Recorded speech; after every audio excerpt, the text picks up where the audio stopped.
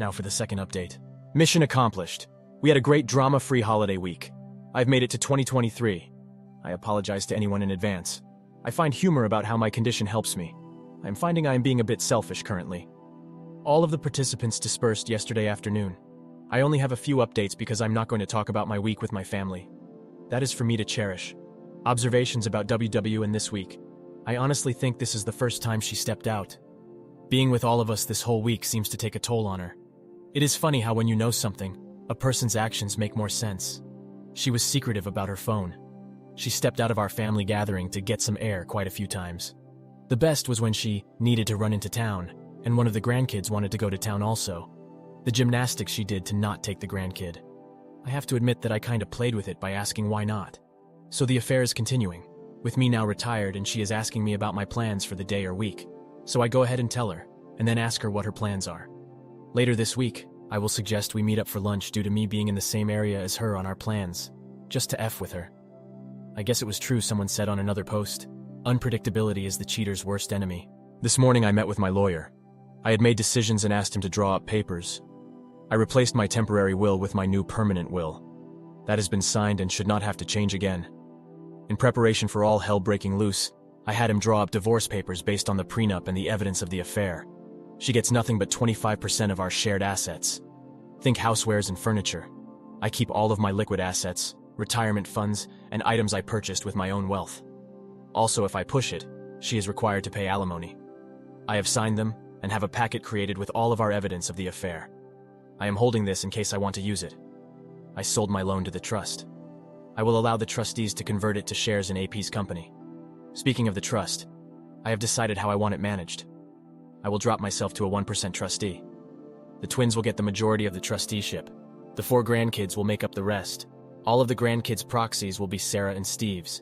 As each turns 24, the kids' trusteeship will move from Sarah and Steve to the grandkid.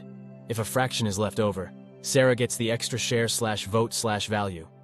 I have planned a meeting with the kids, Sarah and Steve, for next week. I plan on telling them everything then. They have to sign documents, and they will want to know why I'm doing this. So when this is done, my personal value will be my liquid assets, personal property, and the money from the AP's loan. So in the worst case scenario, Jane will get very little compared to the assets and value in the trust.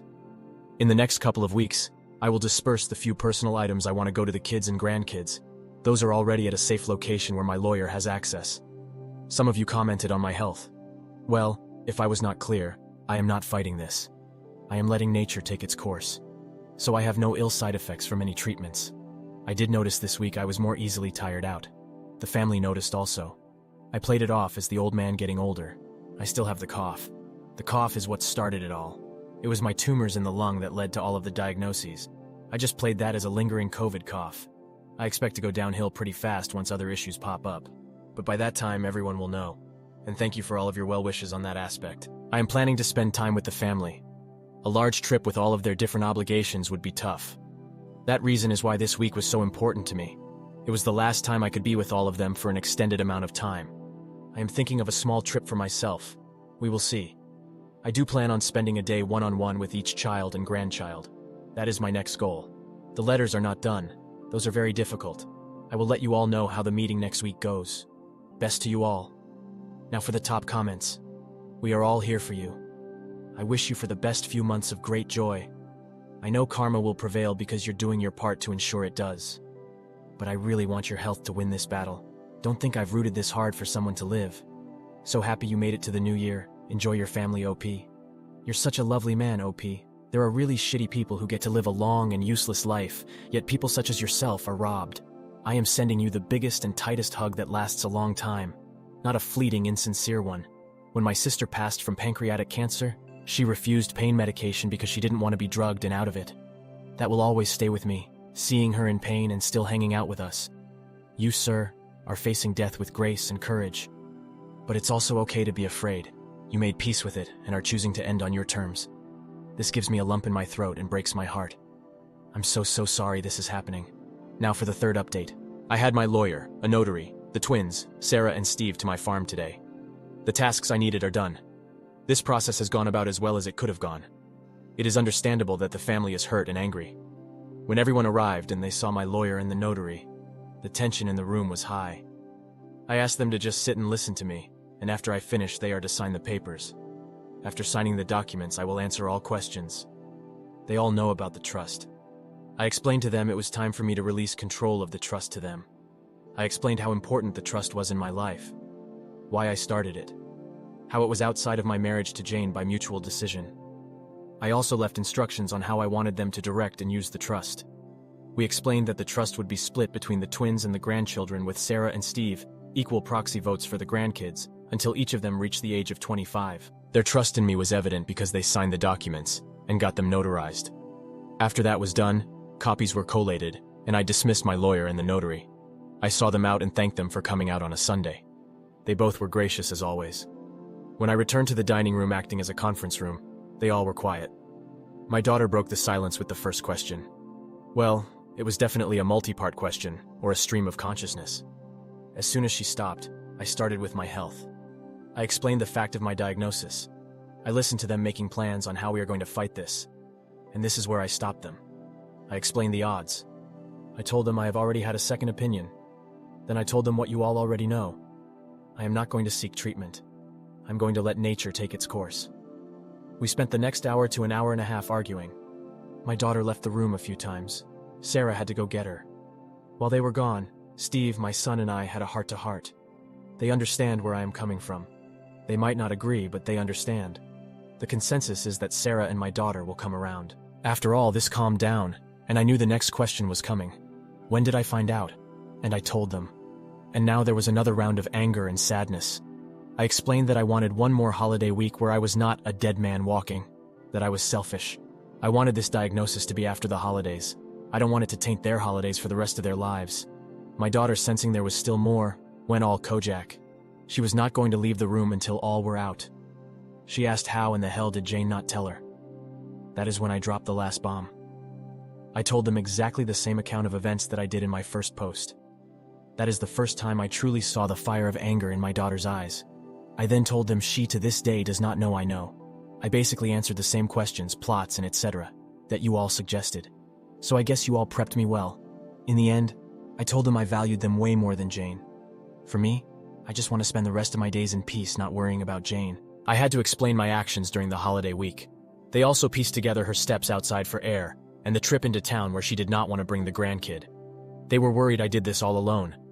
I told them I have some social media friends that helped me through the roughest of this time. I refused to tell them where and how.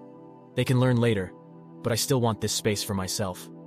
The emotions were really raw, and we have been talking off and on as a group for a few hours.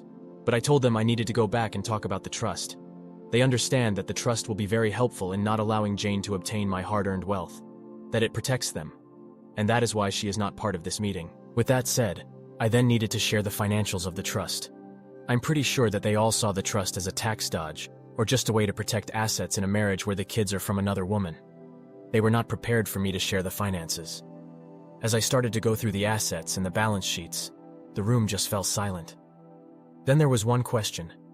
Why did you work so hard those years when you had this much? I explained my philosophy of personal finance, something they have heard many times before and take to heart. But I told them that I lived off the trust all of these years. I put them through college with that trust. I made time in my life for them with that trust. And I was able to work for a non-profit for basically free because of that trust. And if there is any example I want to outlive in them and their children, is to use this trust to do better for others. And not to just write a check for a charity here and there, but to work for something they believe in. In my years with this non-profit, I have done so much more in training others and building relationships than just writing a check cannot do. I am not happy that today, everyone's lives at that table changed in so many ways, good and bad, because of me. It was not the way I wanted it to happen, but it is done. They know all of it. I have begged and pleaded that they let me deal with Jane, not to talk about the trust with anyone. We will run as status quo for now. When I get sicker, then things will change. They all have agreed. We spent the next few hours making a meal, talking, crying, laughing, and breaking into smaller groups. They all have left about an hour ago, but I expect the twins to come back. I know they will let their spouses in on what is going on. That is just the way they are. And I love my two in-laws' children very much. I knew that last night was my last quiet night. I feel a weight lifted but replaced with another weight of worry. Thank you all for reading. Your thoughts and prayers are so valuable to me. Again, tell your loved ones how you feel and give them a hug. Now for the top comments. Wow. If you aren't the epitome of the phrase, lead by example, I don't know who is. One thing you may think about doing is to start making some recordings or writing a journal with thoughts that your family can come back to and watch. It doesn't have to be anything significant, just your thoughts, and maybe some of your favorite stories and things you'd like to share so that they have them when they miss you. That being said, since you've been here sharing this tough stuff with us, I wanted to ask, are there any fun memories of stories you'd like to share? No worries if not.